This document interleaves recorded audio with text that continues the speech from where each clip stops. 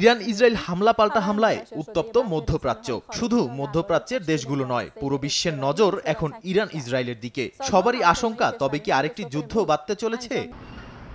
এ অবস্থায় উদ্বিগ্ন বিভিন্ন দেশ। এর আগে সিরিয়ার দামেস্কে ইরানি কনসুলেটে হামলার জবাবে যখন ইসরায়েলে ক্ষেপণাস্ত্র ছোঁড়ে ইরান, তখন চীন বলেছিল তেল আবিবকে রুখে দিতে একাই যথেষ্ট তেহরান। এবার ইসরায়েলের হামলার পর চীন বলল, যে কোনো পদক্ষেপ যা আঞ্চলিক উত্তেজনাকে বাড়িয়ে দেয় তার বিরোধিতা করে চীন।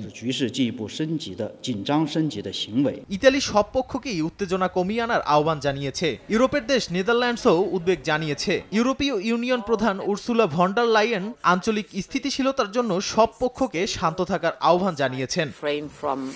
এছাড়াও কানাডা, ফ্রান্স, জাপান সহ বিভিন্ন দেশ আঞ্চলিক স্থিতিশীলতা বজায় রাখার আহ্বান জানিয়েছে, যদিও পশ্চিমা দেশগুলো সরাসরি ইসরায়েলের হামলার ঘটনায় নিন্দা জানায়নি।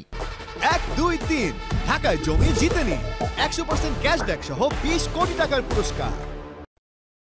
এদিকে ইরান বসে থাকবে না, আরো জোরে সোরে হামলা চালাতে পারে এমন আশঙ্কায় যুক্তরাষ্ট্র ইসরায়েলে অবস্থানরত মার্কিন কর্মীদের ব্যক্তিগত কাজে তেল আবিবের বাইরে ভ্রমণ না করার নির্দেশনা জারি করেছে। অস্ট্রেলিয়াও তাদের নাগরিকদের ইসরায়েল ছাড়তে বলেছে। নাদিম মারজান, সময় সংবাদ।